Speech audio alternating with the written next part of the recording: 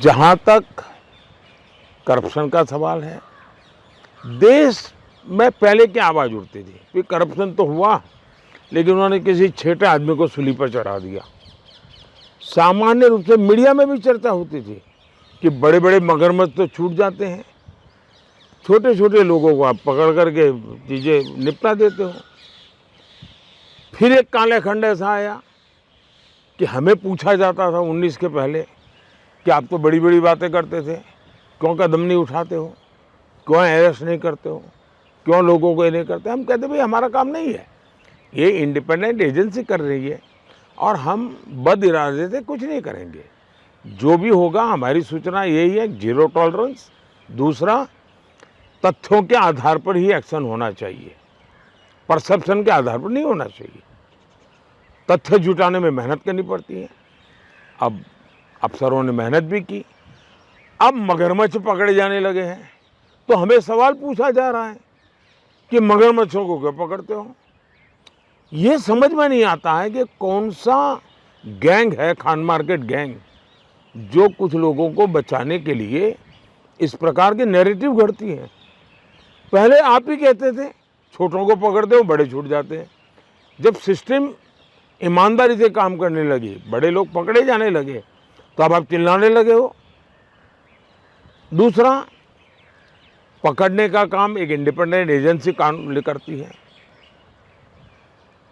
उसको जेल में रखना कि बाहर रखना, उसके प्रति केस ठीक है कि नहीं है, ये न्यायालय तय करता है।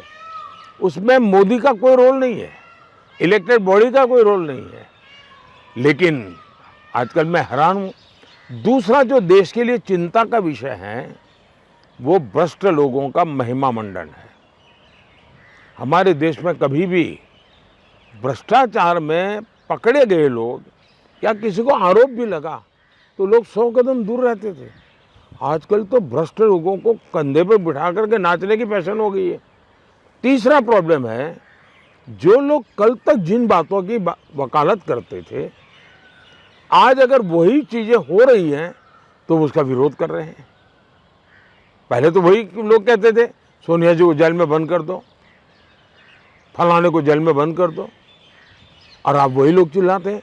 और इसलिए मैं मानता हूँ आप जैसे मीडिया का काम है कि लोगों से पूछे भाई बताइए, छोटे लोग जेल जाने के या मगरमच्छ जलने चाहिए, पूछो ना जरा पब्लिक को क्या ओपिनियन है, ओपिनियन बनाइए आप लोग।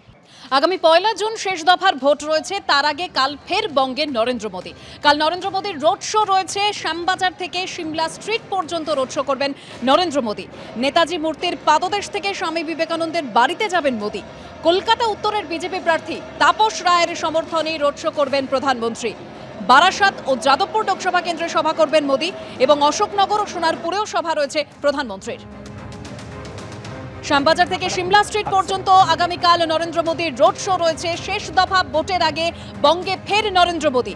নেতাজি মূর্তির পাদদেশ থেকে স্বামী বিবেকানন্দর বাড়িতে যাবেন নরেন্দ্র মোদী। কলকাতা উত্তরের বিজেপি প্রার্থী তাপস রায়ের সমর্থনে রোড শো করবেন তিনি। অন্যদিকে বারাসাত ও যাদবপুর লোকসভা কেন্দ্রে সভা করবেন নরেন্দ্র মোদী। এর পাশাপাশি অশোকনগর ও সোনারপুরেও সভা রয়েছে তাঁর।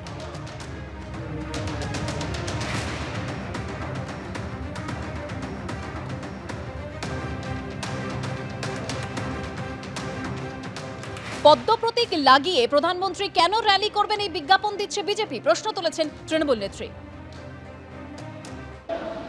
प्राइम मिनिस्टर कल एक मीटिंग करेंगे, रैली करेंगे, कर सकते हैं, हमारा कोई एतराज नहीं है। जितना भी पॉलिटिकल लोग रैली करे बंगाल में है, हमारा क्या एतराज है।